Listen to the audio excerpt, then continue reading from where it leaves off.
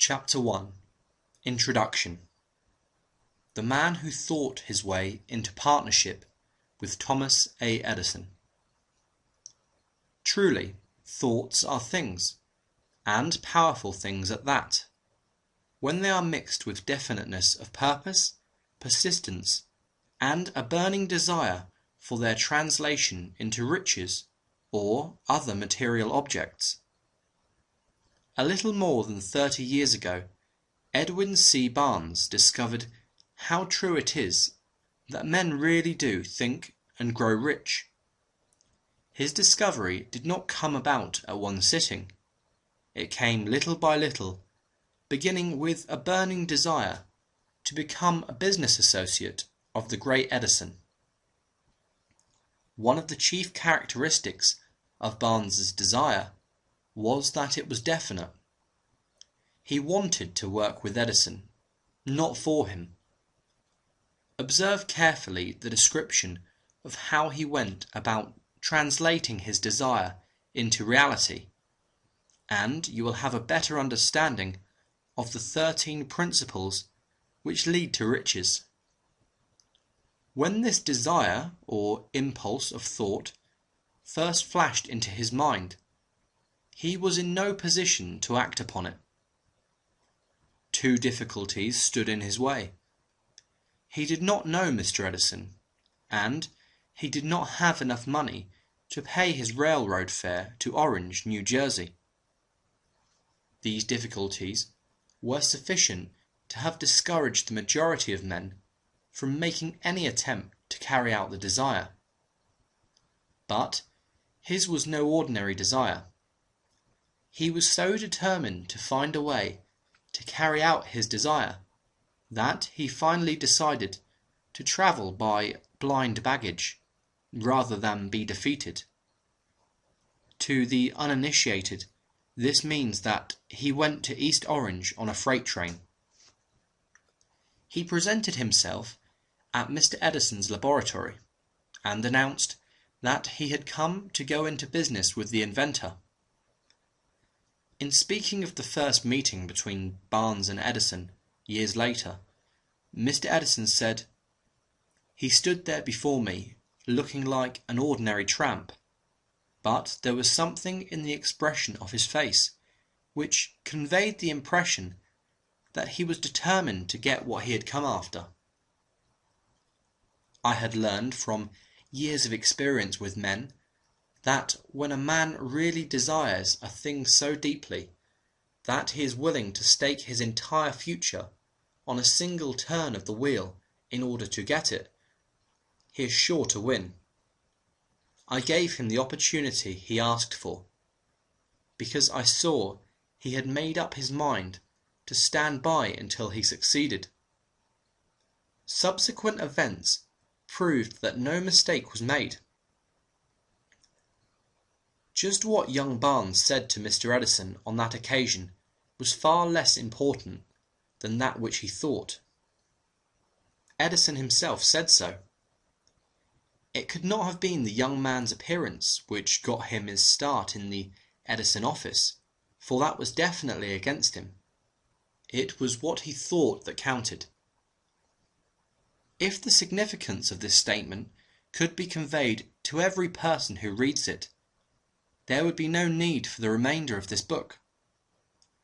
Barnes did not get his partnership with Edison on his first interview.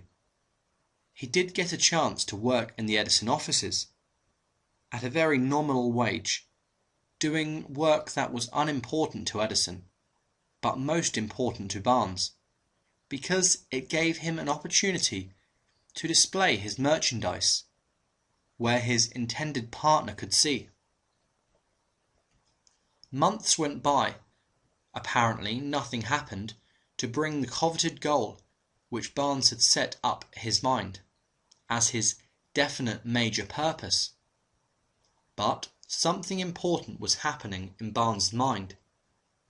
He was constantly intensifying his desire to become the business associate of Edison.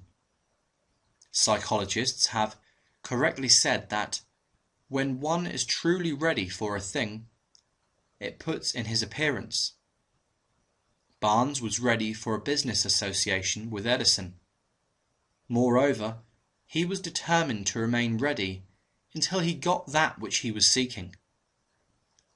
He did not say to himself, "Ah, well, what's the use?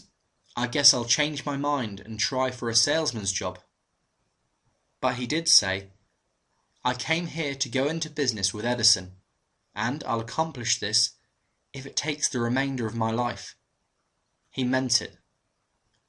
What a different story men would have to tell if only they would adopt a definite purpose and stand by that purpose until it had time to become an all-consuming obsession. Maybe young Barnes did not know it at the time, but his bulldog determination, his persistence in standing back of a single desire, was destined to mow down all opposition and bring him the opportunity he was seeking. When the opportunity came, it appeared in a different form, and from a different direction than Barnes had expected. That is one of the tricks of opportunity. It has a sly habit of slipping in by the back door, and often it comes disguised in the form of misfortune or temporary defeat. Perhaps this is why so many fail to recognize opportunity. Mr. Edison had just perfected a new office device, known at that time as the Edison dictating machine, now the Ediphone. His salesmen were not over-enthusiastic about the machine. They did not believe it could be sold without great effort. Barnes saw his opportunity. It had crawled in quietly, hidden in a queer-looking machine which interested no one but Barnes and the inventor. Barnes knew he could sell the Edison dictating machine. He suggested this to Edison and promptly got his chance. He did sell the machine. In fact, he sold it so successfully that Edison gave him a contract to distribute and market it all over the nation. Out of that business association grew the slogan, "Made by Edison and installed by Barnes." The business alliance has been in operation for more than 30 years. Out of it, Barnes has made himself rich in money. But he has done something infinitely greater. He has proved that one really may think and grow rich. How much actual cash that original desire of Barnes has been worth to him, I have no way of knowing. Perhaps it has brought him $2 or $3 million. But the amount, whatever it is, becomes insignificant when compared with the greater asset he acquired in the form of definite knowledge that an intangible impulse of thought can be transmuted into its physical counterpart by the application of known principles. Barnes literally thought himself into a partnership with the great Edison. He thought himself into a fortune. He had nothing to start with, except the capacity to know what he wanted, and the determination to stand by that desire until he realized it. He had no money to begin with. He had but little education. He had no influence. But he did have initiative, faith, and the will to win. With these intangible forces, he made himself number one man with the greatest inventor who ever lived. Now, let us look at a different situation and study a man who had plenty of tangible evidence of riches, but lost it because he stopped 3 feet short of the goal he was seeking. 3 feet from gold. One of the most common causes of failure is the habit of quitting when one is overtaken by temporary defeat. Every person is guilty of this mistake at one time or another. An uncle of R.U. Darby was caught by the gold fever in the gold rush days. He went west to dig and grow rich. He had never heard that more gold has been mined from the brains of men than has ever been taken from the earth. He staked a claim and went to work with pick and shovel. The going was hard, but his lust for gold was definite. After weeks of labour, he was rewarded by the discovery of the shining ore. He needed machinery to bring the ore to the surface. Quietly, he covered up the mine, retraced his footsteps to his home in Williamsburg, Maryland, told his relatives and a few neighbours of the strike. They got together money for the needed machinery, had it shipped. The uncle and Darby went back to work the mine.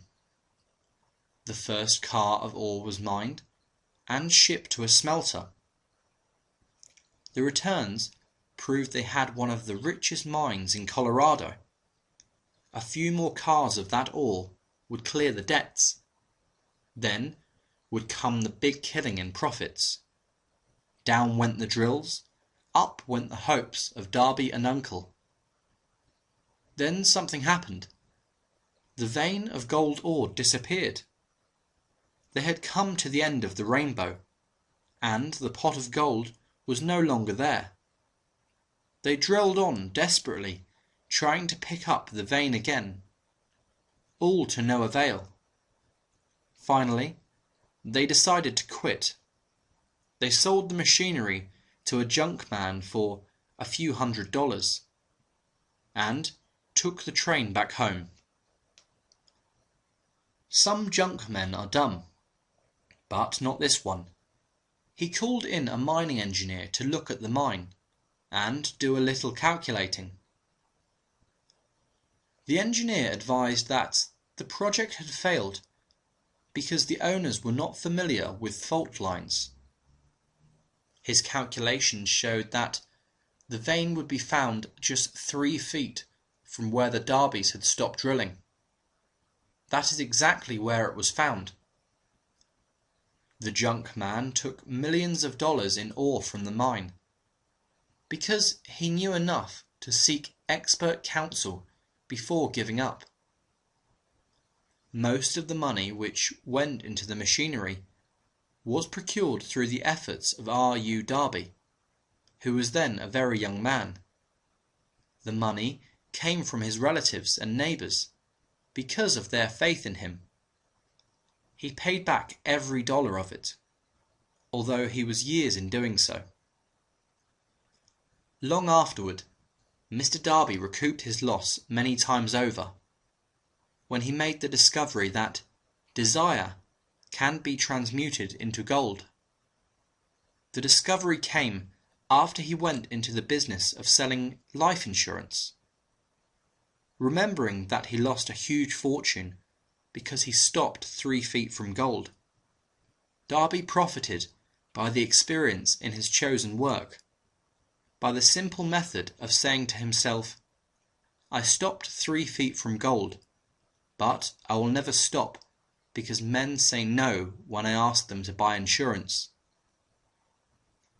Darby is one of a small group of fewer than 50 men who sell more than $1 million in life insurance annually.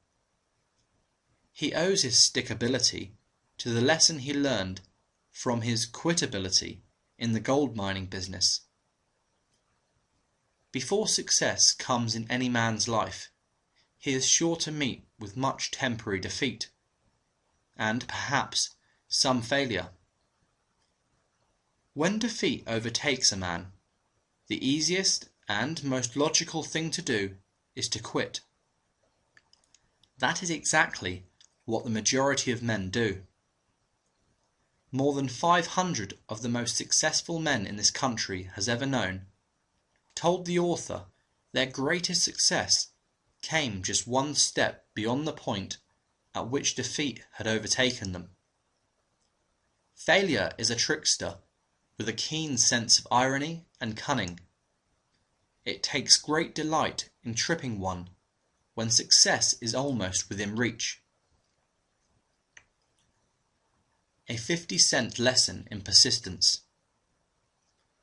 Shortly after Mr. Darby received his degree from the University of Hard Knocks, and had decided to profit by his experience in the gold mining business, he had the good fortune to be present on an occasion that proved to him that no does not necessarily mean no. One afternoon he was helping his uncle grind wheat in an old-fashioned mill. The uncle operated a large farm on which a number of coloured sharecrop farmers lived. Quietly the door was opened, and a small coloured child, the daughter of a tenant, walked in and took her place near the door. The uncle looked up, saw the child, and barked at her roughly, "What do you want?" Meekly the child replied, "My mummy say send her 50 cents. "I'll not do it," the uncle retorted. "Now you run on home." "Yes, sir," the child replied, but she did not move. The uncle went ahead with his work, so busily engaged that he did not pay enough attention to the child to observe that she did not leave. When he looked up and saw her standing there, he yelled at her, "I told you to go on home. Now go, or I'll take a switch to you." The little girl said, "Yes, sir," but she did not budge an inch. The uncle dropped a sack of grain he was about to pour into the mill hopper, picked up a barrel stave, and started toward the child with an expression on his face that indicated trouble. Darby held his breath. He was certain he was about to witness a murder. He knew his uncle had a fierce temper. He knew that coloured children were not supposed to defy white people in that part of the country. When the uncle reached the spot where the child was standing, she quickly stepped forward 1 step, looked up into his eyes and screamed at the top of her shrill voice, "My mummy's got to have that 50 cents." The uncle stopped, looked at her for a minute, then slowly laid the barrel stave on the floor, put his hand in his pocket, took out $50, and gave it to her. The child took the money and slowly backed toward the door, never taking her eyes off the man whom she had just conquered. After she had gone, the uncle sat down on a box and looked out the window into space for more than 10 minutes. He was pondering with awe over the whipping he had just taken. Mr. Darby, too, was doing some thinking. That was the first time in all his experience that he had seen a coloured child deliberately master an adult white person. How did she do it? What happened to his uncle that caused him to lose his fierceness and become as docile as a lamb? What strange power did this child use that made her master over her superior? These and other similar questions flashed into Darby's mind, but he did not find the answer until years later, when he told me the story. Strangely, the story of this unusual experience was told to the author in the old mill, on the very spot where the uncle took his whipping. Strangely, too, I had devoted nearly a quarter of a century to the study of the power which enabled an ignorant, illiterate coloured child to conquer an intelligent man. As we stood there in that musty old mill, Mr. Darby repeated the story of the unusual conquest, and finished by asking, What can you make of it? What strange power did that child use that so completely whipped my uncle? The answer to his question will be found in the principles described in this book. The answer is full and complete. It contains details and instructions sufficient to enable anyone to understand and apply the same force which the little child accidentally stumbled upon. Keep your mind alert, and you will observe exactly what strange power came to the rescue of the child. You will catch a glimpse of this power in the next chapter. Somewhere in the book, you will find an idea that will quicken your receptive powers and place at your command, for your own benefit, this same irresistible power. The awareness of this power may come to you in the first chapter, or it may flash into your mind in some subsequent chapter. It may come in the form of a single idea, or it may come in the nature of a plan or a purpose. Again, it may cause you to go back into your past experiences of failure or defeat and bring to the surface some lesson by which you can regain all that you lost through defeat. After I had described to Mr. Darby the power unwittingly used by the little coloured child, he quickly retraced his 30 years of experience as a life insurance salesman and frankly acknowledged that his success in that field was due in no small degree to the lesson he had learned from the child. Mr. Darby pointed out, every time a prospect tried to bow me out without buying, I saw that child standing there in the old mill, her big eyes glaring in defiance, and I said to myself, I've got to make this sale. The better portion of all sales I have made were made after people had said no. He recalled, too, his mistake in having stopped only 3 feet from gold.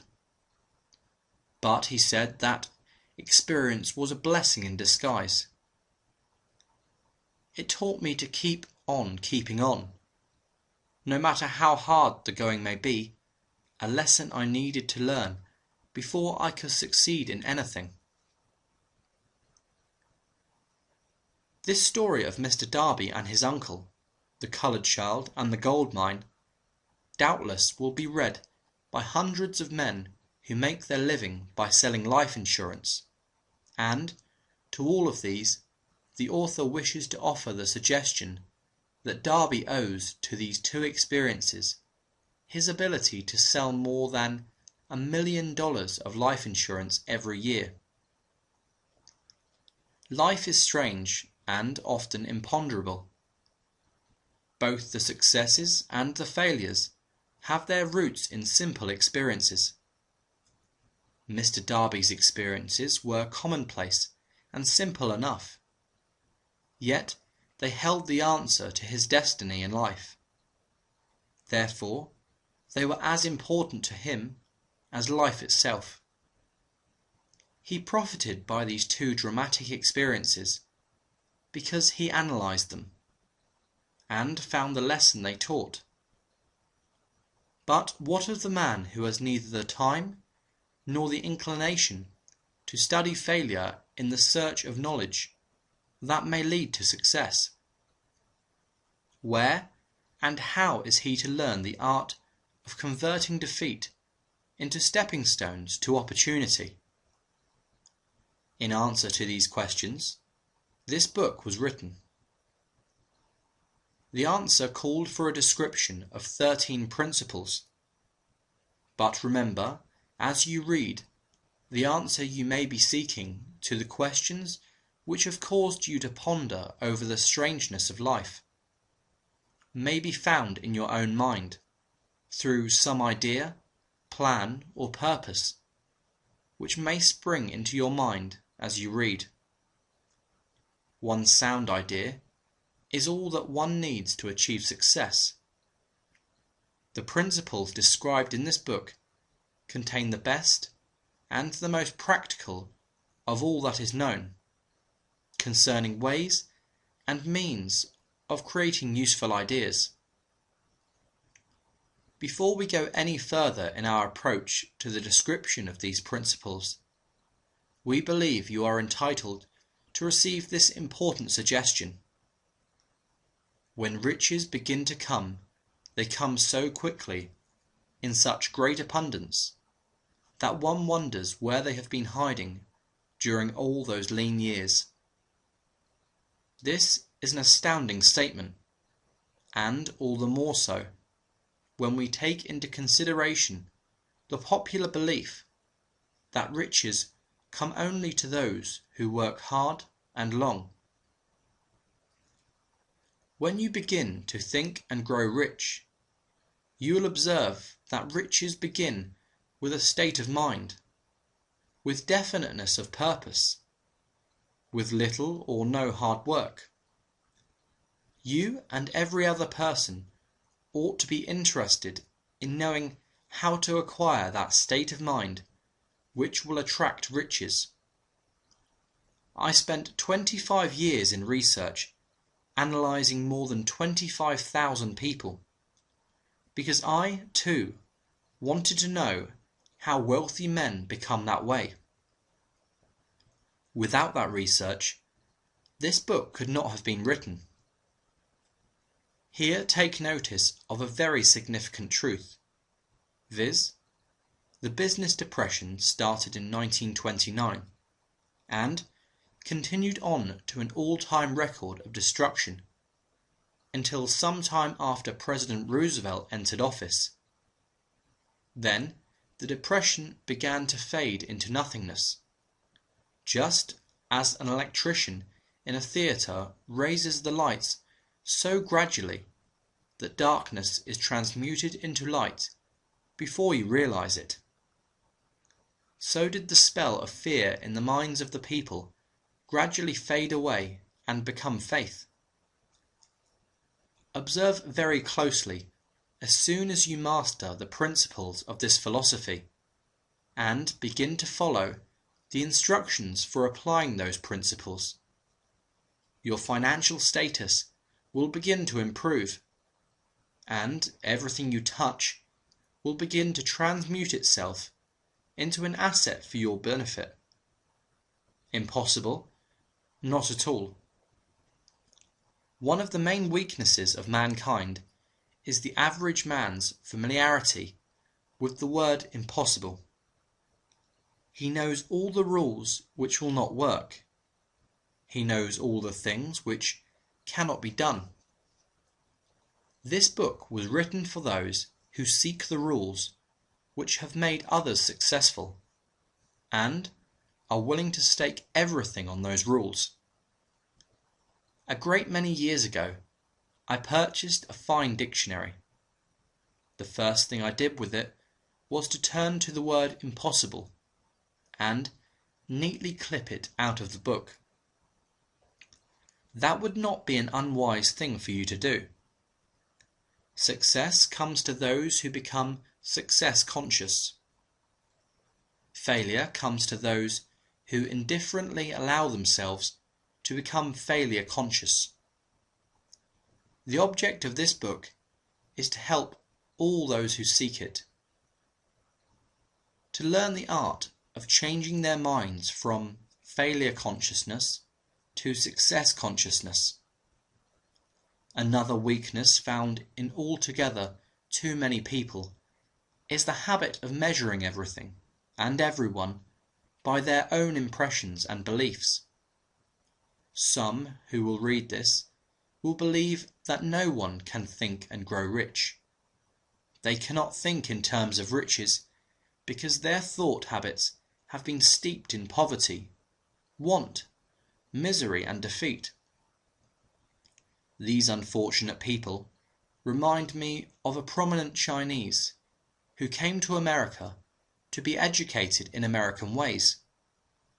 He attended the University of Chicago. One day President Harper met this young Oriental on the campus, stopped to chat with him for a few minutes, and asked what had impressed him as being the most noticeable characteristic of the American people. "Why," the Chinaman exclaimed, "the queer slant of your eyes. Your eyes are off slant." What do we say about the Chinese? We refuse to believe that which we do not understand. We foolishly believe that our own limitations are the proper measure of limitations. Sure, the other fellow's eyes are off slant because they are not the same as our own. Millions of people look at the achievements of Henry Ford after he has arrived and envy him because of his good fortune, or luck, or genius, or whatever it is that they credit for Ford's fortune. Perhaps one person in every 100,000 knows the secret of Ford's success, and those who do know are too modest or too reluctant to speak of it because of its simplicity. A single transaction will illustrate the secret perfectly. A few years back, Ford decided to produce his now famous V8 motor. He chose to build an engine with the entire 8 cylinders cast in one block, and instructed his engineers to produce a design for the engine. The design was placed on paper, but the engineers agreed to a man that it was simply impossible to cast an 8-cylinder gas engine in one piece. Ford said, "Produce it anyway." But they replied, "It's impossible." "Go ahead," Ford commanded, "and stay on the job until you succeed, no matter how much time is required." The engineers went ahead. There was nothing else for them to do. If they were to remain on the Ford staff. 6 months went by, nothing happened.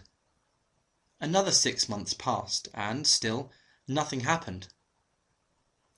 The engineers tried every conceivable plan to carry out the orders, but the thing seemed out of the question. Impossible! At the end of the year, Ford checked with his engineers, and again they informed him they had found no way to carry out his orders. "Go right ahead," said Ford.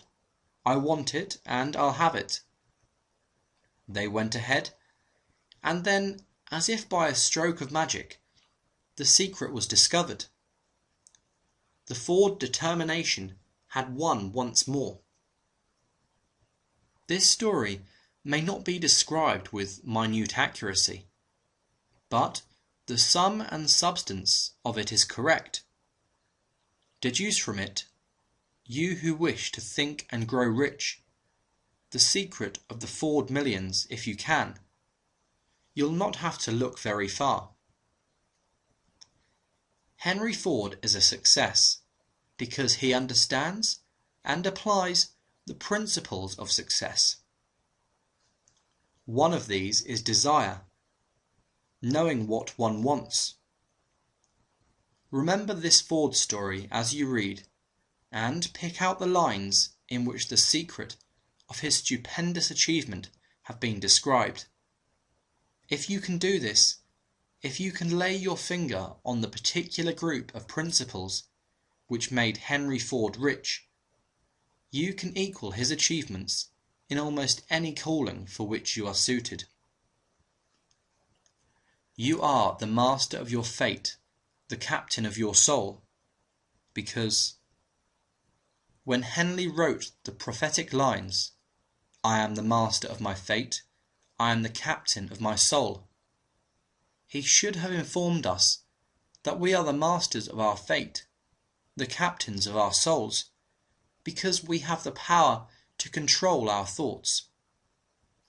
He should have told us that the ether in which this little earth floats, in which we move and have our being, is a form of energy moving at an inconceivably high rate of vibration, and that the ether is filled with a form of universal power which adapts itself to the nature of the thoughts we hold in our minds, and influences us in natural ways to transmute our thoughts into their physical equivalent.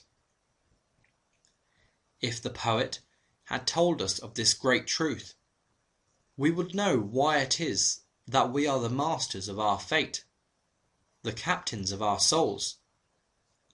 He should have told us with great emphasis that this power makes no attempt to discriminate between destructive thoughts and constructive thoughts, that it will urge us to translate into physical reality thoughts of poverty, just as quickly as it will influence us to act upon thoughts of riches.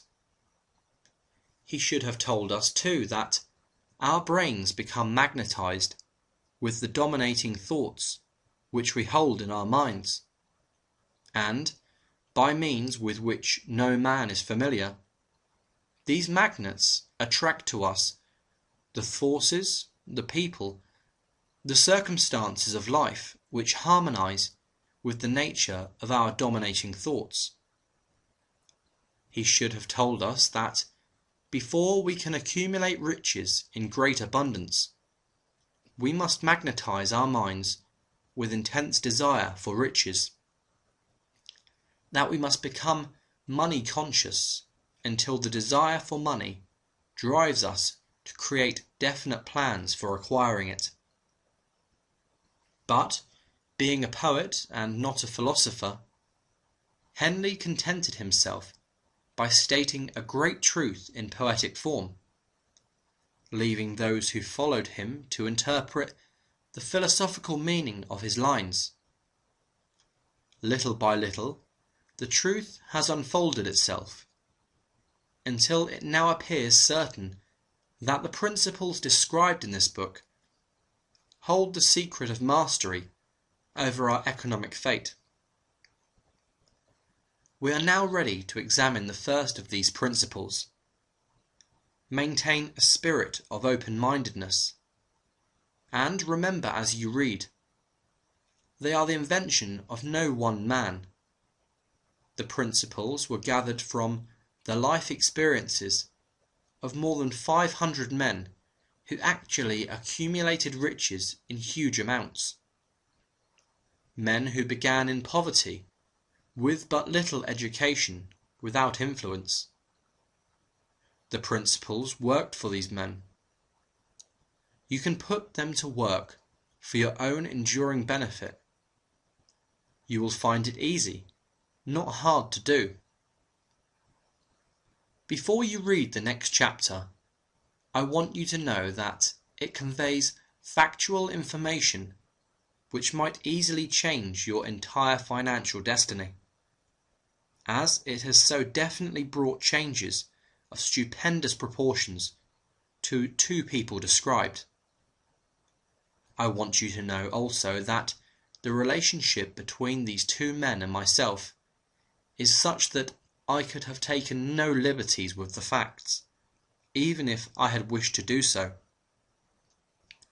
One of them has been my closest personal friend for almost 25 years. The other is my own son. The unusual success of these two men, success which they generously accredit to the principle described in the next chapter, more than justifies this personal reference as a means of emphasizing the far-flung power of this principle.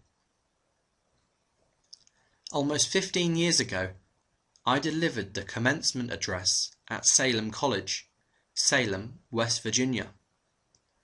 I emphasized the principle described in the next chapter with so much intensity that one of the members of the graduating class definitely appropriated it and made it a part of his own philosophy.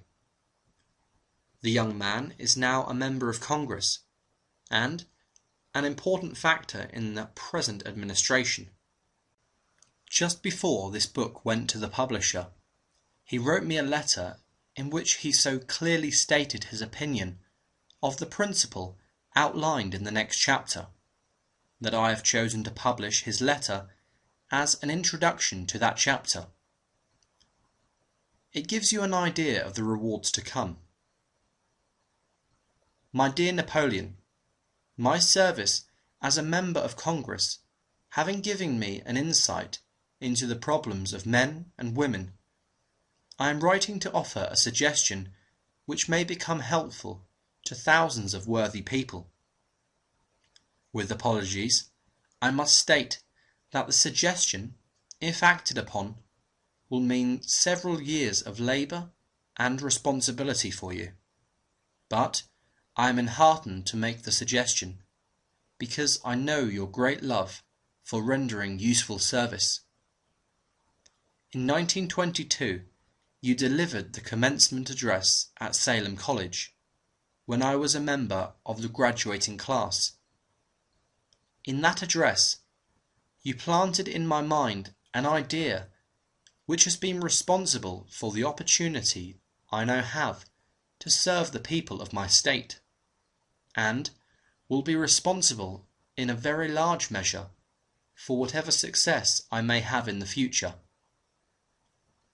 The suggestion I have in mind is that you put into a book the sum and substance of the address you delivered at Salem College, and, in that way, give the people of America an opportunity to profit by your many years of experience and association with the men who, by their greatness, have made America the richest nation on earth. I recall, as though it were yesterday, the marvellous description you gave of the method by which Henry Ford, with but little schooling, without a dollar, with no influential friends, rose to great heights. I made up my mind then, even before you had finished your speech, that I would make a place for myself, no matter how many difficulties I had to surmount. Thousands of young people will finish their schooling this year, and within the next few years. Every one of them will be seeking just such a message of practical encouragement as the one I received from you.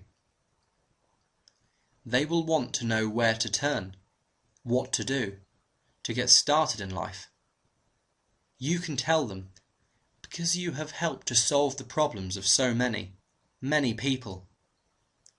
If there is any possible way that you can afford to render so great a service, may I offer the suggestion that you include with every book one of your personal analysis charts, in order that the purchaser of the book may have the benefit of a complete self-inventory, indicating, as you indicated to me years ago, exactly what is standing in the way of success. Such a service as this, providing the readers of your book with a complete, unbiased picture of their faults and their virtues, would mean to them the difference between success and failure. The service would be priceless. Millions of people are now facing the problem of staging a comeback because of the depression. And I speak from personal experience when I say I know these earnest people would welcome the opportunity to tell you their problems and to receive your suggestions for the solution. You know the problems of those who face the necessity of beginning all over again. There are thousands of people in America today who would like to know how they can convert ideas into money. People who must start at scratch without finances and recoup their losses. If anyone can help them, you can. If you publish the book, I would like to own the first copy that comes from the press. personally autographed by you. With best wishes, believe me, cordially yours, Jennings Randolph.